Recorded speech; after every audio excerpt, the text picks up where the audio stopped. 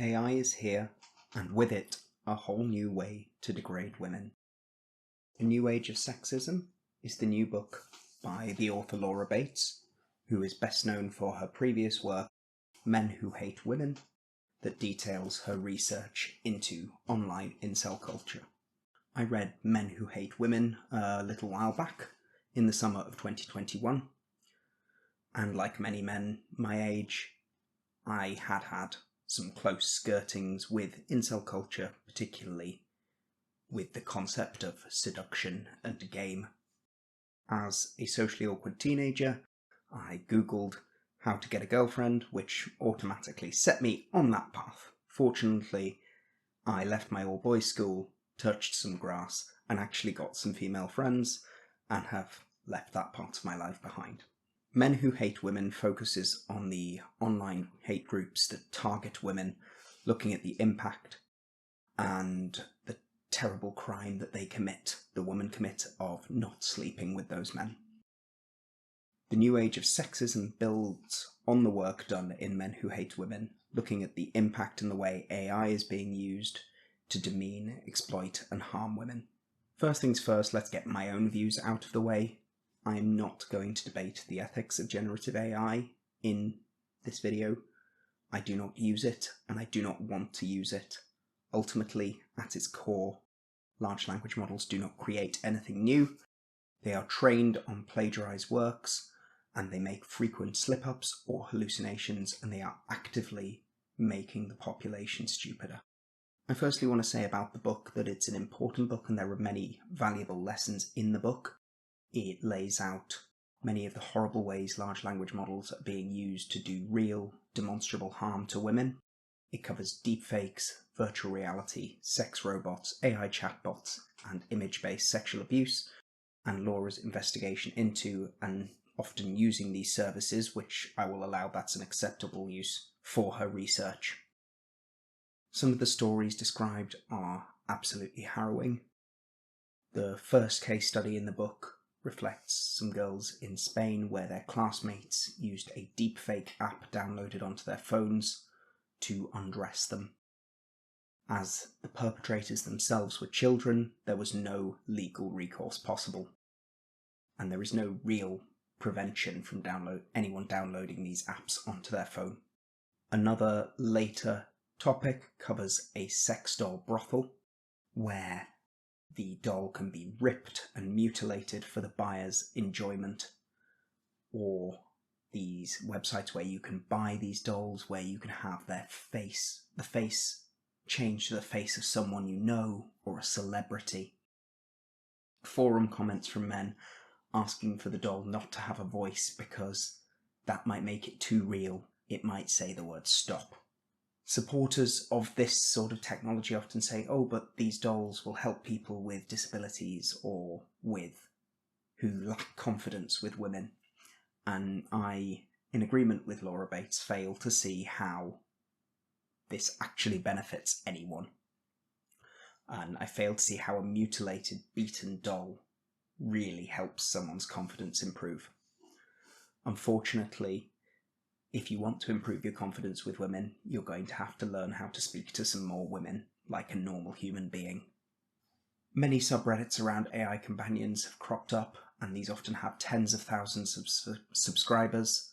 A scroll through r/AI companions indicates clearly what the user's priorities actually are. They show conventionally attractive women with just enough clothing on to avoid not safe for work filters.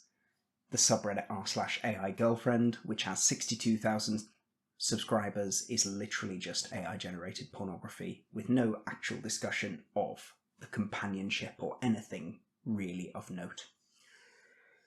Some of the AI chatbots, the well-known ones, have some restrictions in place to prevent people from having these sexual chats with them, but then these people go online and they find ways to skirt around those boundaries to convince the chatbot to have those chats with them.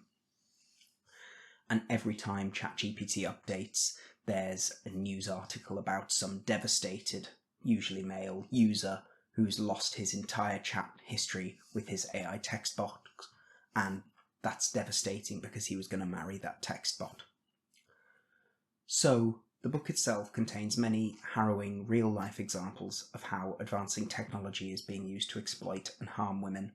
However, my issue with this book comes with the conclusions that are drawn at the end, and that really soured my own opinion of the book. I'm aware that my personal dislike of generative AI is going to influence my dislike of the conclusion of the book. Most of the book reads like a cautionary anti-AI tale. Here are the horrible things that people are doing to women using this technology, and here is how the technology allows them to use it. Laura Bates' solution is ultimately that the technology is not the problem, and that the solution is more regulation, more guardrails, and more women and diversity of hiring within these technology. Now, I appreciate that a lot of these people who make this technology will be men, and there is a significant lack of those demographics in the AI companies. However, I do not think this goes far enough. And I fundamentally disagree that the technology is not the idea that the technology is not the problem. I believe the technology itself is demonstrably harmful when it is allowed to be accessed by the general population, and that the solutions that she posits are merely a temporizing solution that actually doesn't do anything to address the uses of the technology and doesn't really address the problem of widespread misogyny throughout the world. Ultimately, the root problem is misogyny and how that interfaces with this new technology. However, without the technology, we wouldn't have these new deepfakes or whatever. Someone might say, oh, but you can Photoshop it. Well, unless you are extremely, extremely skilled with Photoshop, the most you can really do is put someone's head on another person's body, and that's usually quite obvious you've done that. It's very, very different to downloading someone's photo off Instagram or Facebook, sticking it through an app, and immediately having almost indistinguishable naked photographs of that person. Laura herself mentions the hallucination rate of large language models, and that is obviously primed to misinform unaware users. OpenAI's own data from 2025 estimates that ChatGPT has a hallucination rate between 35 and 79%, which is staggeringly high, and also, while the range is that large, yet within a page of writing this, she mentions how she uses ChatGPT for her own research for the book. I appreciate she probably went and did her due diligence after that, but it feels very odd writing a lot about hallucinations on one page and then the next page casually saying, I use ChatGPT for this. There are brief mentions of the power draw in the data centers and the water use for the computational power for generative AI, but very little about plagiarism in the book. Now, I appreciate this is not a book about the ethics of generative AI, but it is all connected within this. These large language models are functionally plagiarism machines. They take other people's intellectual property, other people's photos, other people's work, and they repurpose it into, and I will use this word once and only once in this video, slop. Within the past few weeks, we've seen Grok AI come under immense pressure, and therefore Twitter as a whole come under immense pressure for generating child sexual abuse material, seemingly without any meaningful recourse at all. When the smallest amount of accountability was levied at Twitter and Elon Musk, he denied that it happened, refused to take any accountability that his technology had enabled this, and more importantly, refused to disable the functionality in Grok for over a week following the initial event, and only after governments threatened to ban the site completely after crying censorship. Except he hasn't actually taken action to stop Grok. He's just geo-blocked it in the UK so you can't see the images it generates. These technologies have gone to an extreme where more regulation and hiring diversely is not going to prevent rampant abuse and misrepresentation from the technology. Criticism or legal challenge to these companies, in the best case, leads to the absolute bare minimum being done to avoid legal scrutiny, and more frequently, nothing at all. This cannot be fixed just with outnumbering the bad actors with good ones. When we look outside the realm of sexual, exploitative and misogynistic material, we see other harms that these AI companies are pushing towards. We see political candidates creating AI target attack ads as part of their campaign, just like Andrew Cuomo did to Zohran Mamdani. Many people can tell these are AI generated, but a lot of people can't. We're getting to a point where you look at an image and actually some of the AI image software is so advanced now, it's really difficult to tell if it's AI or not. The previous things that you could look for, like fingers or lines not connecting, don't appear in the same way. Art and online commerce has been saturated with this effortless, samey content. Just today, I saw a man on TikTok explaining his 6-figure business idea and saying how you can do this too, it's really easy. And it was selling AI-generated posters on Etsy. He did no work whatsoever. He just generated them using Midjourney. Not a single ounce of creative thought had gone into these posters, and all of the focus was on making money for the minimal amount of effort. Generative AI is a blight on art, academia, and the online world, and this abuse faced by women is emboldened by this access to the technology that makes it easy to do this. I'm not trying to minimize what is happening to women online, and most of the book was really, really good and informative. However, the conclusion soured me. I welcome any and all attempts at making women and children safer on the internet, as long as they will actually work, unlike the UK's Online Safety Act. And I would gladly see things like deepfake capability removed from these AI models. I just don't think it's far enough. Whilst some responsibility obviously falls on the people who generate such images, it has to fall on the companies themselves for being allowed for making those capabilities in the first place. There are no safeguards in place. The ship has sailed.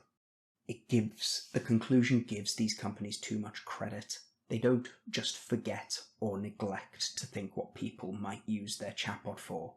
We see this often. Every time Grok goes woke, it does the rounds on Twitter and people laugh and say, Elon was going to make his right-wing chatbot and it's telling him that he's wrong. And then he goes and changes it immediately, and now it talks about white genocide and Mecha Hitler, or how Elon is the best at pooping on the planet. These bots can be leveraged to push an agenda very easily. They could very easily not generate this explicit material. It is an active choice of these companies to have this capability. Ultimately, it boils down to money, like most things on this earth. Estimates for ChatGPT users range from 70 to 85% male. It makes economic sense that they cater to this, even though some of the horrible things they are doing are illegal. Twitter and paying users of Twitter are grossly right-wing. Again, this influences the way that Grok is constantly programmed, and it says a lot that Grok keeps trying to swing back towards, we'd say, the left or neutrality, although I don't really believe that in the sense of Grok. Catering to women's needs makes these companies less money. And with that, we need the AI bubble to burst. The book is primarily about the technology and its harms on women, but it doesn't really touch on any harms outside of that. As more people rely on AI for research, for degrees, for day-to-day work, they become de-skilled. Everyone's heard the MIT study now about the effect of AI on our brains, and it feels a bit like low-hanging fruit to mention it again. LLM's ability to push mentally vulnerable people to isolate, to become paranoid, or to even harm or kill themselves or other people have appeared multiple times on news reports. Regulation is not going to happen. For regulation to actually work, it would economically cripple generative AI as a business, and I do not believe that there is the political will on this planet to do that. Pushes towards the positive aspects of AI, as Laura Bates does in her conclusion, only go further to legitimize AI as a technology.